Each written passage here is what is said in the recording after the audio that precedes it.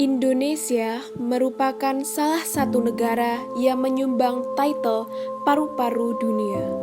Hal ini dikarenakan wilayah hutan Indonesia yang sangat luas menghasilkan oksigen dan menyerap karbon dioksida yang penting untuk keberlangsungan hidup makhluk hidup yang lain. Hutan di Indonesia merupakan sumber daya yang berperan penting pada setiap lini kehidupan, baik ekonomi, sosial, budaya, maupun lingkungan.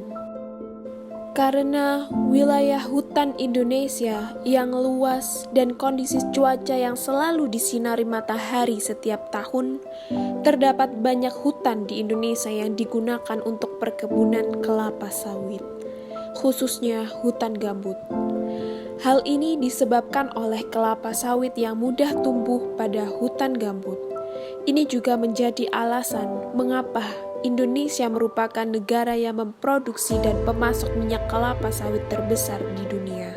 Kita tahu negara kita sekarang ini memiliki 13 juta kebun kelapa sawit yang setiap tahun produksi sekarang ini kurang lebih 46 juta ton per tahun. Selain kondisi geografis yang mendukung, ada beberapa alasan mengapa industri minyak kelapa sawit berkembang pesat di Indonesia. Yang pertama, yaitu permintaan global yang terus meningkat karena minyak kelapa sawit merupakan bahan utama pada berbagai variasi makanan, kosmetik, hingga sumber biodiesel karena harganya yang murah dan mudah diproduksi secara stabil. Yang kedua, yaitu karena meningkatkan pertumbuhan populasi masyarakat di Indonesia sehingga terdapat dukungan dari pemerintah dalam biodiesel sehingga permintaan minyak kelapa sawit domestik di Indonesia juga berkembang. Bayangkan dengan menjadikan CPO kita ke B30, kita menghemat kurang lebih 110 triliun rupiah per tahun. Terdapat kelebihan dan kekurangan dari perkembangan industri minyak kelapa sawit di Indonesia. Kelebihan yang dialami oleh negara pada perkembangan industri kelapa sawit ini adalah devisa negara Indonesia meningkat dan banyaknya lapangan pekerjaan yang terbentuk dalam industri minyak kelapa sawit ini. Hal ini berarti industri minyak kelapa sawit memegang peran yang penting dalam perkembangan ekonomi secara nasional di Indonesia.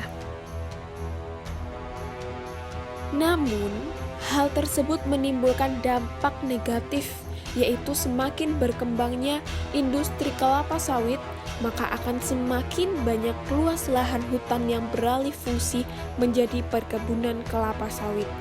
Dari sini, terdapat banyak sekali dampak yang terjadi pada lingkungan alam. Yang pertama adalah rusaknya habitat satwa liar. Alih fungsi hutan menjadi perkebunan kelapa sawit dengan cara pembakaran hutan.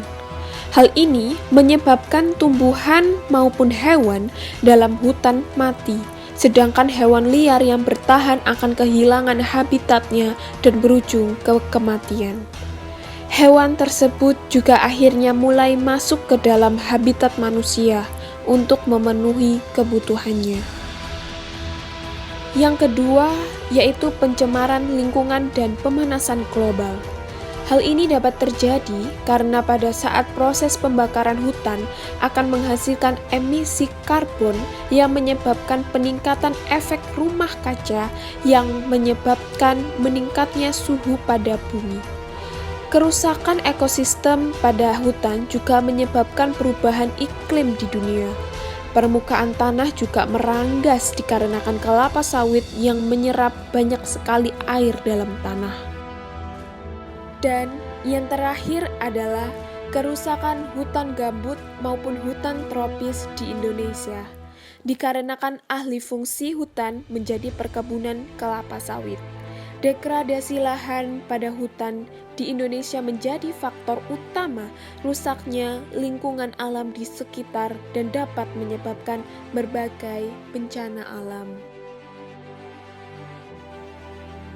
Melihat banyaknya kerugian yang ada di lingkungan karena pembukaan lahan baru untuk kelapa sawit, kita harus tegas untuk melakukan gerakan penanggulangan agar tidak semakin parah.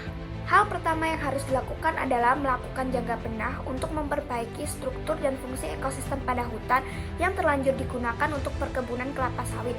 Hal ini dilakukan dengan cara penanaman pohon gaharu atau pohon-pohon yang bermanfaat lainnya untuk memperbaiki fungsi ekosistem pada hutan secara ekologi, sosial, maupun ekonomi masyarakat. Yang kedua yaitu, masyarakat di sekitar hutan perkebunan kelapa sawit harus dibekali dengan ilmu pemadaman api di hutan. Sebagai bentuk program masyarakat peduli api untuk mencegah kebakaran di hutan. Lalu yang ketiga, harus dilakukan pengawasan hutan secara ketat oleh pemerintah agar membatasi pembukaan lahan untuk mencegah eksploitasi sehingga hutan tetap terjaga ekosistemnya. Dan yang terakhir, harus dilakukan pemanfaatan secara efektif pada mekanisme sertifikasi dan juga persyaratan hukum berupa kriteria dan juga prinsip yang menjadi pedoman untuk mengelola hutan sehingga tidak terjadi pembakaran dan juga deforestasi hutan primer.